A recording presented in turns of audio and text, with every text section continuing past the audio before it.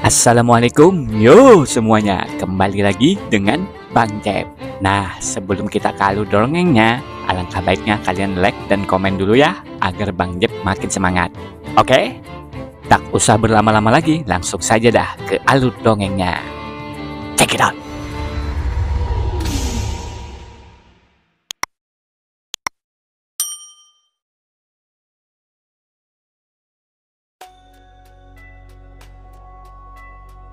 Sebelumnya, setelah sang MC kita mengalahkan bis siput dan mendapatkan jiwa bis super god-nya, Sen pun mengutarakan bahwa dirinya akan menjadi evolver super god pertama umat manusia. Setelah itu, Shin berganti di Swakavatch. Di sana, Sen sudah ditunggu Ning Yue. Ning Yue sepertinya ingin berbicara empat mata dengan Sen. Tapi Sen sepertinya tidak ingin berbicara apapun dengan Ning Yue, malah ingin segera kembali ke Swaka Armor Baja. Namun, Ning Yue mengungkapkan bahwa persaingan adalah persaingan, bisnis adalah bisnis. Aku bersedia membayar dagingnya dan jiwa bis siput itu, dan harganya bisa kita nego, ungkapnya. Sen pun mengatakan sekaligus berpura-pura bahwa dirinya tidak membawa sama sekali daging atau hal lainnya sambil pergi meninggalkan Ning Yue. Tapi Ning Yue tak percaya akan perkataan Sen karena menurutnya Sen ini bukanlah orang biasa. Lalu Shin berganti lagi, sang MC kita ternyata sudah berada di sekolah elang hitam. Kang yang melihat saudaranya sudah kembali pun bergumam, kenapa Sen tidak menyapa mereka saat telah kembali. Sen yang sepertinya tidak mendengar, malah memikirkan tentang bis yang waktu itu dia kalahkan. Dia merasa saat itu luka di tubuh bis itu sembuh saat berendam di air, namun saat Sen periksa airnya tidak ada yang aneh. Kecuali dia sama sekali tidak berendam di air, melainkan melihat pentulannya sendiri di dalam air, pikir Sen. Setelah itu Sen sadar cara menggunakan jiwa bis kesatria kuda yang telah dia kalahkan waktu itu. Sen pun menggunakan cermin yang ada di toilet sekolahnya. Muncullah pentulan dirinya dan di belakangnya sang bis kesatria berkuda. Intinya skill dari jiwa bis ini disebut jiwa bis Doppelganger seperti punyanya Ning Yue waktu itu. Atau lebih simpelnya skillnya bisa digunakan layaknya Kage Bunshin.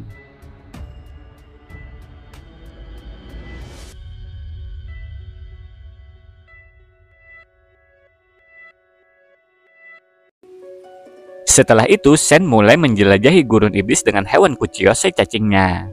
Melihat banyak bis yang tergeletak, menurut Sen pasti ada orang di depan sana. Sen pun mulai memeriksanya. Ternyata tim Tuan Muda Yuan dan King sedang memimpin timnya untuk berburu. Menurut Sen mereka berdua cukup pintar memimpin timnya. Menyadari ada Sen, Tuan Muda Yuan pun menanyakan kenapa Abang Sen bisa ada di sini. Sen menjawab bahwa dia ada di sini tentu saja untuk berburu bis darah dewa dan memaksimalkan gen darah dewanya secepat mungkin. Mendengar itu, Tuan Muda King meminta kepada Sen untuk memberi mereka pengetahuan tentang berburu. Kami tidak akan bersaing denganmu Abang Sen, ujarnya.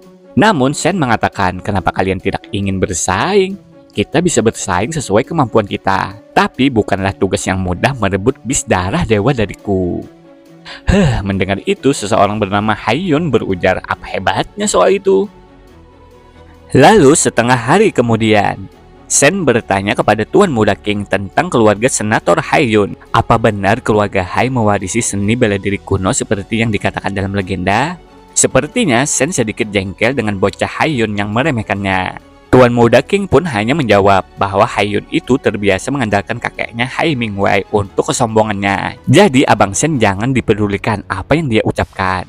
Lalu Tuan Muda King melanjutkan bahwa sebagian senator ada hubungannya dengan seni bela diri kuno yang memberi mereka keuntungan besar ketika memasuki Swaka Dewa. Kalau tidak, untuk apa mereka menjadi senator? Yang benar-benar kuat muncul belakangan. Semuanya pada dasarnya berada di Dewan Perwakilan yang lebih rendah, sama seperti keluarga kami. Lalu Sen melihat sesuatu dan meminta kepada mereka semua untuk berhenti. Tuan Muda Yuan pun bertanya-tanya apa yang sedang terjadi. Sen menjelaskan bahwa ada kawanan bis berbulu hitam dan bahkan Raja bis berbulu hitam darah dewa juga ada. Merasa tidak melihat apa-apa, Tuan Muda King menganggap sang MC kita hanya berhalusinasi. Namun Sen malah bersiap dengan busurnya. Melihat itu, Haiyun mengatakan, apa yang kau lakukan dengan busurmu? Tanpa menjawab apapun, Sen langsung melesatkan anak panahnya. Notifikasi pun memberitahukan bahwa Sen berhasil menghabisi Raja Bis berbulu hitam tingkat darah dewa. Tuan Muda King pun yang menyaksikan aksi Sen ternganga-nganga. Sedangkan Haiyun tak percaya dan langsung menuju TKP untuk memastikannya.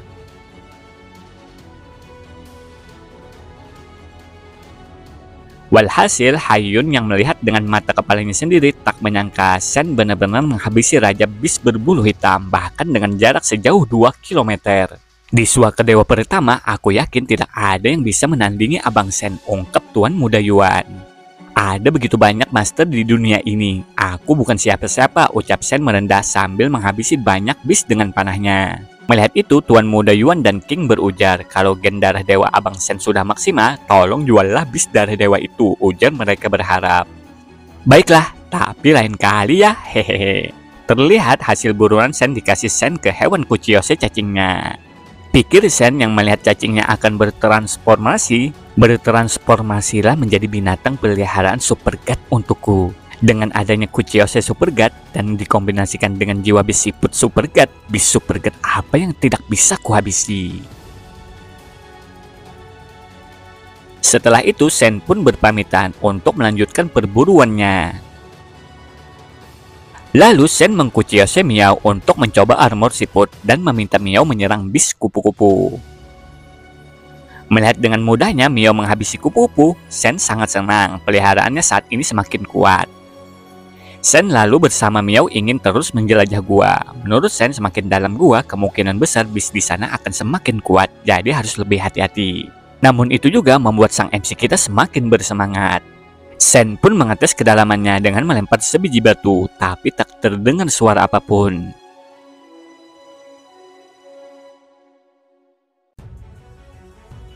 Lalu Sen menyadari ada sesuatu dan mulai waspada.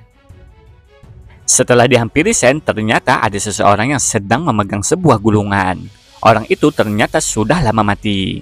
Karena sudah lama mati, Sen pun berniat untuk mengambil barang-barang yang ada padanya. Menurut Sen, orang ini mungkin lebih suka beramal untuk orang miskin seperti dirinya. Sen lalu membaca gulungannya, yang membuat Sen terkejut. Isi gulungan itu bertuliskan tulisan kuno. Apa mungkin orang ini benar-benar dari zaman kuno, di era planet kuno? Entah mengapa setelah Sen mengambil gulungannya, pakaian orang dari zaman kuno langsung menghilang dengan sekejap. Karena Sen merasa bersalah, sebagai gantinya Sen menguburkannya dengan layak. Menurut Sen, andai dia mengetahui identitasnya, dia pasti akan memberitahukan keluarganya untuk mengambil jasadnya. Sen pun mengambil gulungan untuk dibawa pulang. Setelah itu, di pinggiran suaka, Sen mengkuchiyose cacingnya yang sudah berevolusi menjadi hewan peliharaan tingkat Super God. Sen tertawa senang karena dengan begini dia bisa menghabisi siapapun yang menghalanginya. Tiba-tiba Sen mendengar orang-orang meminta tolong. Sen segera bertanya, apa yang sedang terjadi? Orang itu mengungkapkan bahwa ada bis asing menyerang suaka. Terlihat sang bis singa mengamuk di tengah kota, seperti tengah mencari seseorang. Sen melihat menduga sang singa itu adalah singa kecil yang waktu itu. Tapi karena Sen sekarang sudah mempunyai kemampuan yang cukup untuk menghabisinya, Sen dan peliharaannya pun ingin mulai beraksi. Sedangkan para murid-murid klan Sen tengah menghadapi sang singa. Lalu sang singa menyadari keberadaan Sen dan langsung saja menyerang Sen dengan ganasnya karena sudah memendam perasaan dendam. Tapi dengan santainya Sen mengatakan, mau balas dendam ya? Kalau begitu putuskanlah di sini. Cacing peliharaan Sen pun mulai menyerang dan menggigit sang singa. Lalu Sen melompat ingin mengincar matanya. Sebelumnya Sen tidak bisa melukai sang bis singa. Apa kali ini sang MC kita mampu? Tak disangka kali ini Sen dapat menusuk mata sang singa. Sang singa meraung kesakitan, sedangkan Sen melompat kembali ke cacing peliharaannya. Pertarungan sengit pun terus berlanjut. Sen berhasil lagi melukai mata sang singa, membuat kedua mata sang singa buta dan mulai kabur dari suaka. Sen pun mengejarnya dan tak ingin membiarkan sang bis singa kabur, apalagi lolos. Sang singa pun kabur sampai ke rawa gelap. Larilah yang jauh, aku tidak bisa membiarkan orang lain melihatku menghabisimu, ungkap Sen yang sambil mengejar sang bis singa. Dirasa momennya sudah pas, Sen meminta cacingnya untuk menggunakan sayapnya. Sang cacing mulai terbang dan Sen langsung melompat menusuk kepala sang singa. Notifikasi memberitahukan bahwa sang MC kita berhasil menghabisi sang bis singa tingkat super god dan juga mendapatkan jiwa bisnya. Sen merasa dia sangat beruntung mendapatkan lagi jiwa bis dan kali ini tipe tunggangan, bahkan daging sang singa dapat dimakan. Setelah itu, Sen mulai membedah sang bis singa dan menemukan esensi kehidupannya. Poin gen super god Sen pun menjadi 60 poin. Singkat cerita, Sen mencoba jiwa bis tipe tunggangannya yaitu sang singa. Menurut Sen, saat bergerak dengan kecepatan penuh, tidak ada rasa benturan sama sekali. Ini semulus duduk di pesawat pribadi kelas atas. Lalu karena ada dagingnya, Sen pun mulai memakannya untuk meningkatkan lagi gen super god-nya. Walau menurut Sen dagingnya lebih kenyal daripada kulit sapi. Sen pun tak sanggup memakan semuanya. Dia pun mengkuciosi si kecil Angel. Melihat itu, Sen terkejut. Si kecil Angel kini berubah menjadi besar. Wah, seperti yang diharapkan dari daging tingkat super god, ujar Sen. Dia pun terus melahap. Sen yang melihat pun bingung dengan tingkah sang Angel peliharaannya itu. Tak diduga dengan agresifnya, sang Angel memberikan kenikmatan kepada sang MC kita. Notifikasi pun berbunyi bahwa sang Angel menjadi tingkat super god dan juga masih bisa berevolusi. Akan jadi apa lagi peliharaan super god setelah berevolusi, ucap Sen dengan muka memerahnya. Setelah itu, sang Angel kembali menjadi kecil lagi. Sen yang melihat pun mengatakan, kenapa kau berubah ke bentuk semula tanpa seizinku? Lalu scene berganti di sebuah hutan. Di sana si anak Sultan Su terlihat marah karena bis buruannya tengah direbut seseorang. Tapi saat mengetahui yang merebut buruannya adalah Bigat, si anak Sultan Su tak bisa apa-apa dan malah bertanya kenapa Bigat belum dipromosikan ke Swaka Dewa kedua. Bigat menjawab bahwa dia akan segera dipromosikan. Namun sebelum itu Bigat meminta bantuan kepada si anak Sultan Su untuk menjual semua jiwa bis yang dia miliki. Jadi Bigat meminta bantuan kepada si anak Sultan Su untuk melelangnya. Setelah itu Bigat pergi sambil mengatakan, lelang ini hanya karena aku membutuhkan kartu rank S dari level Evolver. Aku akan mencarimu nanti. Sedangkan rekan satu tim anak Sultan Su bertanya-tanya, apa orang itu benar-benar Bigat? Kenapa dia memintamu melakukan pelelangan untuknya? Apa hubunganmu dengannya? Namun sayang sekali meskipun dia melepaskan armornya, dia masih menutupi wajahnya. Kita tidak tahu seperti apa tampangnya. Sementara itu di kolam evolusi, di sana ada Ding Yue yang sudah berevolusi. Menurut anak buahnya, Tuan Muda sebenarnya tidak harus berevolusi lebih dulu dari Hansen. Kalau begini kau jadi harus meninggalkan Swaka Dewa pertama. Ning Yue menjawab bahwa ini layak dan lalu menanyakan tentang dirinya yang meminta mencari 13 evolver dengan gen darah dewa maksimal. Apa kau sudah menemukan semuanya? Dia pun menjawab bahwa semuanya sudah ditemukan. Mereka semua adalah elit grup bintang semesta yang tersebar di berbagai swaka. Mereka sedang dalam perjalanan ke Swaka Armor Baja. Setelah itu, anak buah Ning Yue memberitahukan bahwa besok adalah pelelangan jiwa bis Bigat. Apa kita akan berpartisipasi? Mendengar itu, Ning Yue malah meminta kepada anak buahnya untuk mengambilkan informasi yang telah mereka kumpulkan tentang Hansen dan Bigat. Anak buahnya menanyakan lagi, apa Tuan Muda curiga kalau Hansen adalah Bigat? Iya atau tidak? Kita akan tahu setelah pergi nanti, jawab Ning Yue. Keesokan harinya di tempat pelelangan, Sen pun menyadari ada Ning Yue datang. Menurutnya sudah dapat dipastikan dia ingin berurusan dengan dirinya. Ning Yue sadar bahwa Sen sudah mengetahui dirinya walau sudah memakai armor. Ning Yue pun tidak ada gunanya lagi menyamar dan duduk di belakang sang MC kita. Pikir Sen, selama dia menggunakan jiwa bis Doppelganger untuk membuat Hansen dan Bigat muncul di depan semua orang di saat bersamaan, menurutnya dia dapat menghilangkan kecurigaan orang lain tentang identitasnya. Dan jiwa bis yang berguna atas nama Bigat akan ditransfer ke Hansen lewat pelelangan. Aku sungguh cerdas. Pelelangan baru saja dimulai, Tuan Muda King langsung menawar dengan 8 kartu rank S. Sen pun sangat terkejut dan langsung mengatakan, Tuan Muda King, apa kau sudah gila? Jiwa bis armor darah dewa mana ada yang harganya 8 kartu rank S? Abang Sen, ini lebih dari sekedar armor darah dewa. Ini jiwa bis khas Bigat, ungkap Tuan Muda King. Tiba-tiba ada yang menawar dengan harga 10 kartu rank S. Bigat adalah idolaku, jiwa bisnya tidak boleh jatuh ke tangan orang lain. Mendengar ada yang menawar dengan 10 kartu rank S, Sen pun masa bodoh lah. Yang penting 10 rank S lebih wangi, ujarnya yang terkejut.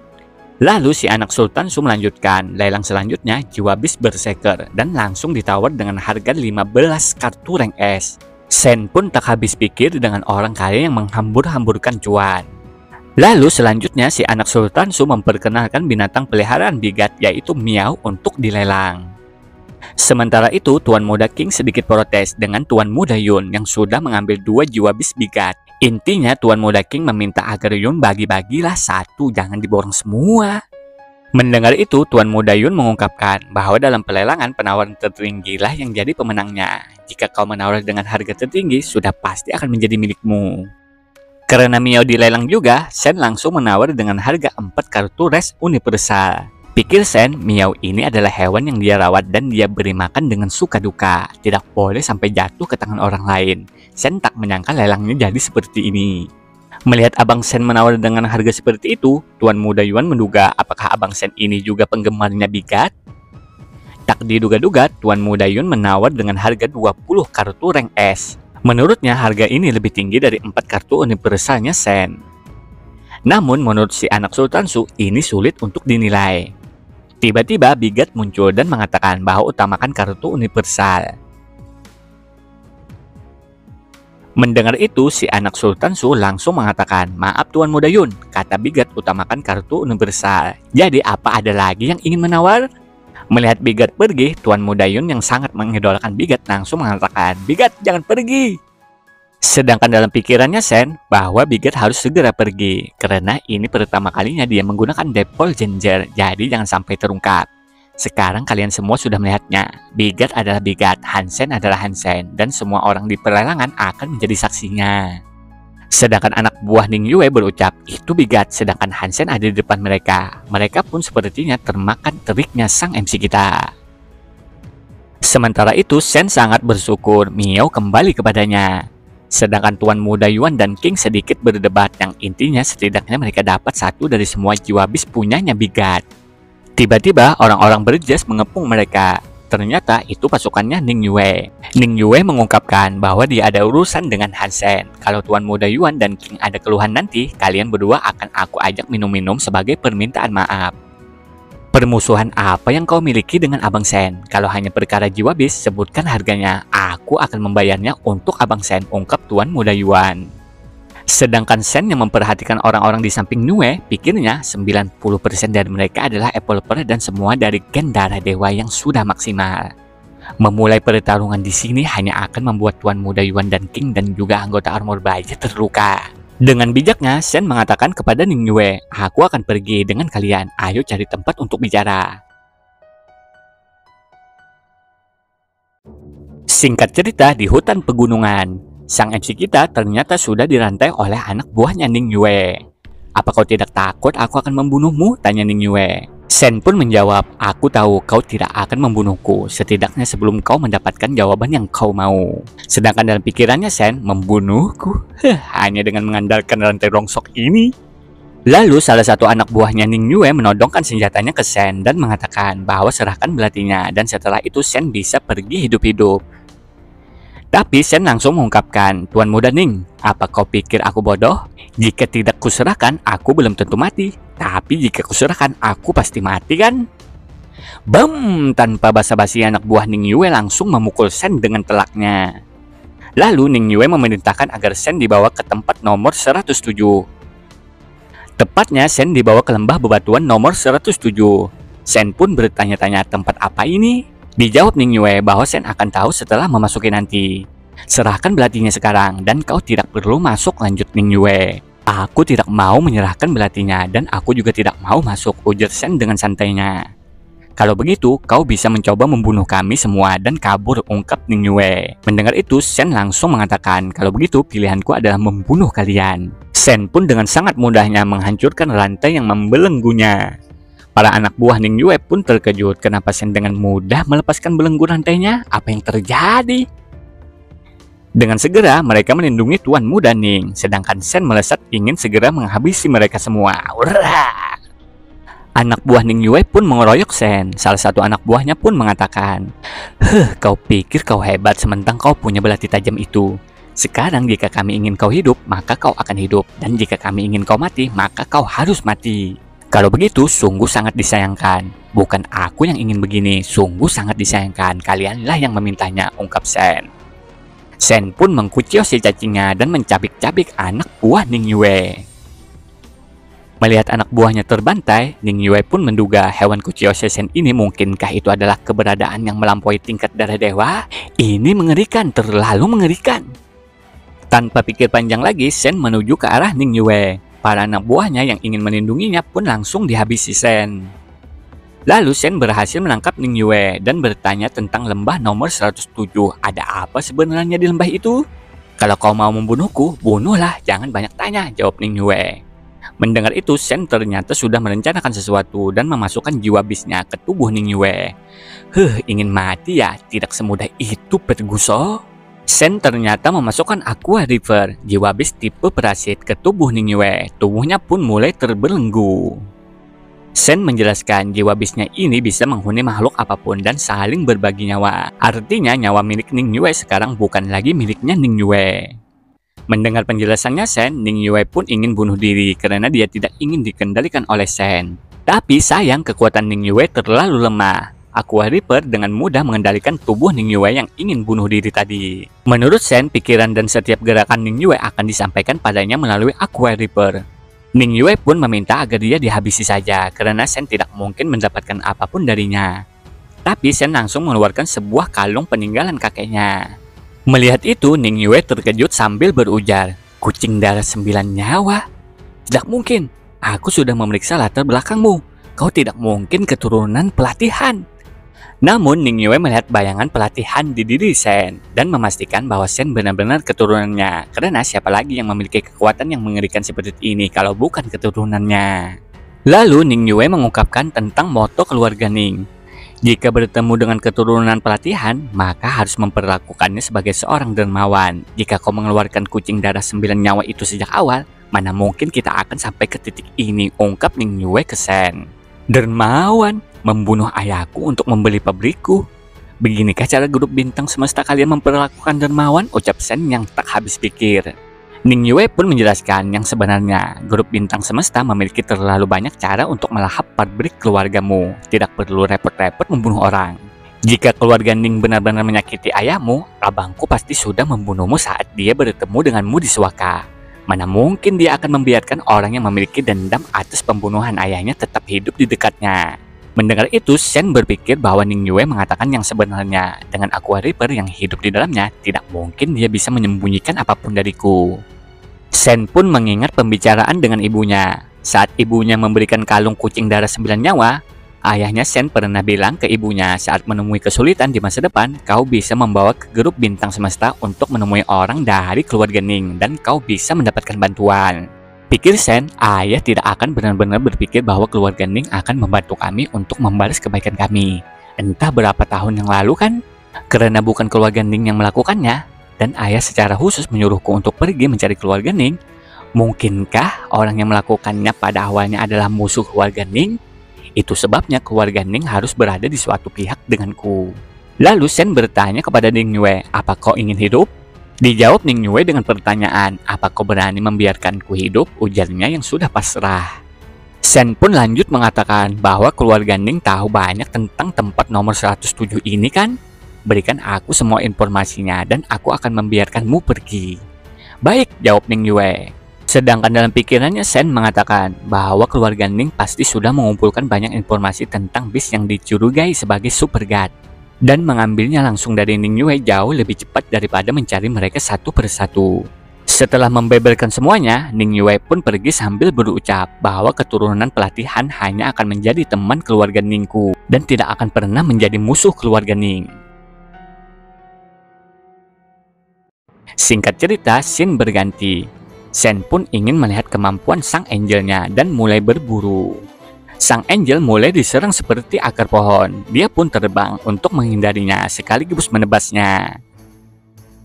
Sen yang melihat berkomentar bahwa itu sangat amat keren. Sang angel kesayangan MC kita ini pun mendekati sebuah bunga yang terlihat berbahaya. Sen pun meminta agar hati-hati dengan bunga itu. Sen merasa dirinya sedikit ceroboh membiarkan angelnya menyerang dengan gegabah. Bagaimanapun lawannya adalah bis tingkat super god. Harusnya aku memakaikannya armor, gumam Sen. Namun kekhawatiran Sen sirna saat notifikasi memberitahukan bahwa sang angel kesayangan mengalahkan sang beast tingkat super god itu. Sen pun tak menyangka angelnya benar-benar sangat kuat dan menakutkan, bahkan lebih menakutkan daripada cacing pasir emasnya. Sen pun sangat memuji-muji angelnya dan seperti ingin melakukan sesuatu, tapi langsung dicegah sang angel.